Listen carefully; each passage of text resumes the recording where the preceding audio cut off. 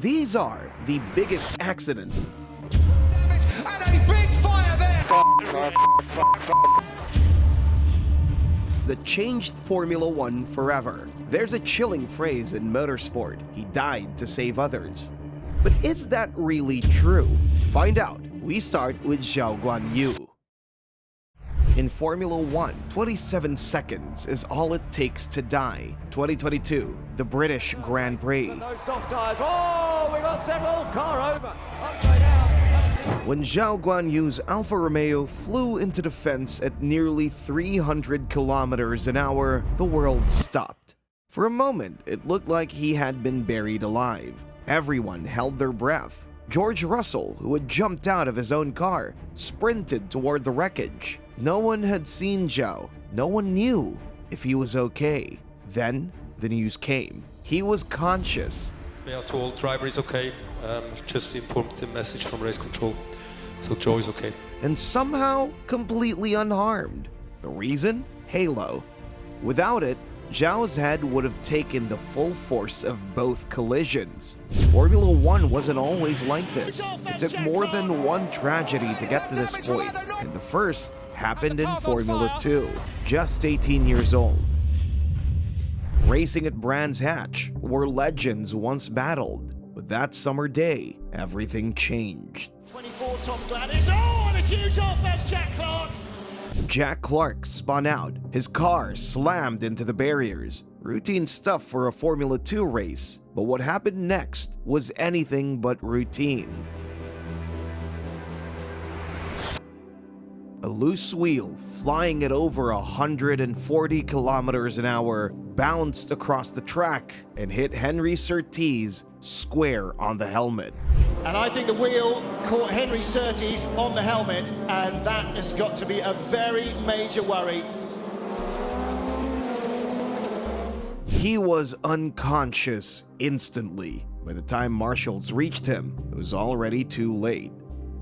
He was airlifted to the Royal London Hospital. Hours later, the motorsport world lost one of its brightest young stars. But this wasn't just a tragedy, it was a wake-up call. Henry's death exposed a brutal truth about open-wheel racing. Drivers' heads were still dangerously vulnerable. This accident reignited the debate over cockpit protection. Henry's father, John Surtees, a former world champion himself, became the leading voice demanding change. He founded the Henry Foundation, dedicated to improving safety and supporting drivers with traumatic brain injuries. His efforts paid off. By 2011, Formula One had doubled the number of wheel tethers to prevent such tragedies. Behind the scenes, engineers were already working on something even more crucial: head protection systems. And just as progress was being made, something terrible happened. 2014, Japan.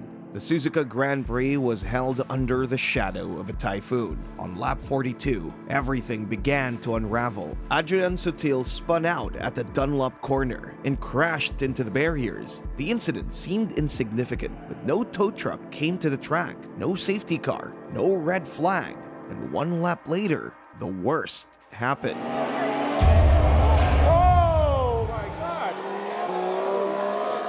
Jules Bianchi lost control at the exact same corner. The Marussia disappeared under the crane. Marshall scrambled. This wasn't a typical crash. This was something else. He was unconscious by the time they pulled him out. The impact? 254 Gs. The kind of number no human body is built to survive. The helmet had done all it could, but it wasn't enough. He was rushed to Mie Prefectural Hospital. Brain trauma, emergency surgery, a medically induced coma, and then the news no one wanted to hear. French Formula One driver Jules Bianchi has died of injuries suffered during last year's Japanese Grand Prix. Jules Bianchi had passed away, the first driver to die from a race incident in Formula One since Ayrton Senna in 1994. The crash shattered the paddock. No champagne was popped. No celebration, just shock and regret, because it was avoidable. Why was a crane on a live track? Why wasn't the safety car deployed? The accidents of Henry and Jules gave impetus to change. It couldn't happen again. Okay, this is Formula One. Years later, God, I'm gonna bit, we think. Oh my God, what is this tractor? We lost Jules already, for the reasons that we know. 8 years ago on the same track in the same conditions with a crane. How? let's go back to 2014. Bianchi's death was the last push Formula One needed, and it led to the biggest safety innovation in modern racing, Halo. Strangely, at first, all the drivers were negative about the changes. Max Verstappen was quoted, "I think as soon as I have that thing on my car, I don't like it, and I'm not even sitting in the car. So the excitement is already gone before I'm even sitting in the car." However, in 2020, during the Bahrain Grand Prix, everything changed. Just another race on the calendar. No rain, no chaos. 20, it's lights out and away we go. Romain Grosjean made a sharp move across the track, directly into Daniil AlphaTauri. Already and is that damage for Lando Norris? That's certainly damage and a big fire there. Fuck. His car split in half. What the fuck was that? For 27 seconds, there was no word, no movement. We watched in horror. Was this it? And then, out of the flames. Every piece of safety innovation from the past 2 decades did its job. Grosjean's crash proved one thing beyond doubt. The Halo could save a driver even when engulfed in flames. Just wanted to say I'm okay, sort of okay. Thank you very much for all the messages. Grosjean would never race in Formula One again, but he left with something far greater, his life. But Jules Bianchi's accident affected not only F1, but also his godson, Charles Leclerc, who in 2019 had a chance to win the race at the Belgian Grand Prix and dedicate it to him. But as soon as Charles won the pole position, something unexpected happened. Interesting. Go on, oh, there's a big crash there. There's a car who lost it. Oh, that's a horrible accident. Holy jeez. Ay. Oh wow. That is a horrible accident. Jeez, I hope that kid's good. Okay. Trident's Giuliano Alessi lost control through the flat-out corner. He spun, smashed into the barrier, and bounced back onto the track. Antoine Hubar braked and veered to the right to avoid the wreckage. But in that split-second moment, he struck debris and hit the barriers at nearly 200 kilometers an hour. But what came next was worse. Juan Manuel Correa, unsighted and at full speed, collided directly with Hubar's side pod. The G-forces from the second hit were measured at over 70 G. Hubar was rushed to the medical center, but his injuries were beyond recovery. At 1835 local time, the FIA announced the unthinkable. A French racing driver, Antoine Hubar, has been killed in a Formula 2 crash at the Belgian Grand Prix. The motorsport world was in mourning, but among the grief stood one man, his face set like stone, Charles Leclerc, Hubar's childhood friend, his teammate in karting. Charles was the only one left to chase that dream. As the lights went out in Spa, And it's lights out and away we go. Great start from Albon. Sainz installed on the grid. and when the checkered flag waved, Charles Leclerc wins a Formula One Grand Prix. more than that, he had carried his best friend to the top with him.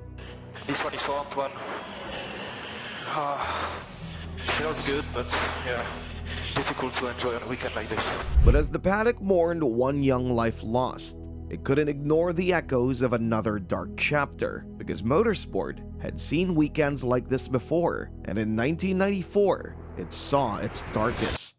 The race weekend in San Marino began like any other. Ayrton Senna was the favorite of the season, but heading into Imola, he was already trailing the rising star, Michael Schumacher. So Senna was supposed to win in qualifying, but Rubens Barrichello suddenly crashed. For a moment, it looked fatal. Luckily, Rubens survived with only fractures and a concussion. But no sooner had he recovered from the first accident, another happened.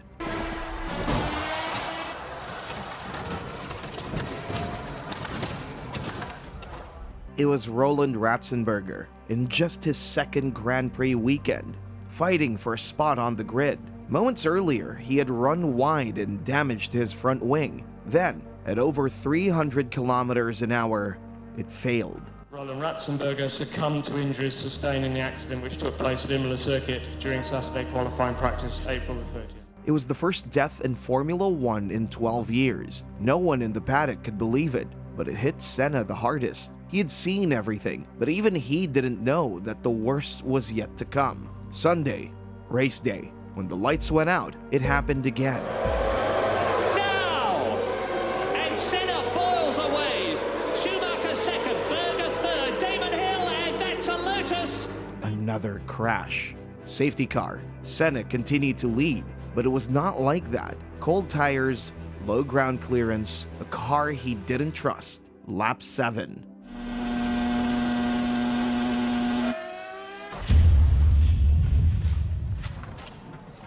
At 233 kilometers per hour, the Williams car crashed into a concrete wall. At first, it seemed that there was hope. He moved. But when the medics got to him, it became clear that the situation was critical. At the moment of impact, the front right wheel came off along with a part of the suspension and pierced the helmet visor. The force of the collision threw his head to the other side, causing serious skull fractures. Senna was pronounced dead at the hospital. Ayrton Senna, 3 times world motor racing champion, has died after crashing during the San Marino Grand Prix. Ayrton Senna was more than a champion. He was a symbol. But what happened next was not silence. It changed. The FIA sprang into action. In the months that followed, cockpits were redesigned, tracks were reprofiled, medical protocols were overhauled, helmets were reinforced, and eventually the Hans system was introduced. The lessons learned from Senna would mean everything for Felipe Massa. In qualifying, Massa was pushing hard, then suddenly, without warning, even after the crash, his engine was still revving. He wasn't moving. The slow-motion replay revealed the shocking cause. A tiny spring had flown off Rubens Barrichello's car just seconds earlier. It bounced down the track, and at over 160 miles per hour, it struck Massa directly on the helmet. Massa was airlifted to a hospital in critical condition, skull fractures, concussion. He was unconscious, bleeding, and doctors feared the worst. He survived, but he missed the rest of the 2009 season. And though he came back to racing in 2010, many believe that Felipe Massa was never the same again. But this crash changed more than just his career. The spring that struck Massa exposed a deadly flaw: the visor gap in F1 helmets. It was the same vulnerability that cost Ayrton Senna his life 15 years earlier. After Senna's death, the FIA began redesigning helmets to withstand debris impact. And on that day in Budapest, that progress paid off. This helmet it was a carbon helmet. And maybe 3 years before, it would have been completely different.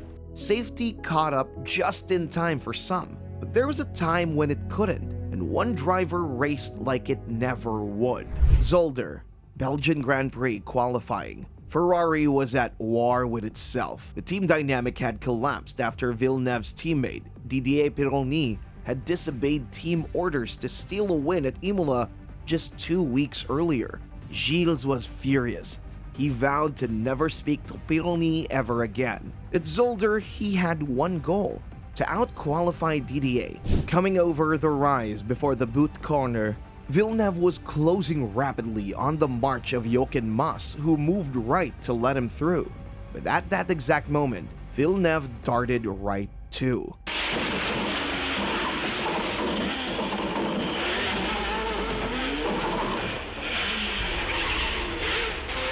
The car somersaulted through the air at over 200 kilometers an hour, disintegrating into a cloud of debris. Villeneuve was thrown from the car, his body flying through the air, helmet torn off by the violence of the crash. He landed more than 50 meters from the wreck. The session was red flagged. The paddock went silent. The doctors rushed him to the hospital, but the injuries were catastrophic. That evening, he was declared brain dead. Life support was turned off at 9:12 p.m. Villeneuve's death was not just another victim. It changed the sport forever, and especially Enzo Ferrari. My life is full of sad memories. I look back and I see my loved ones.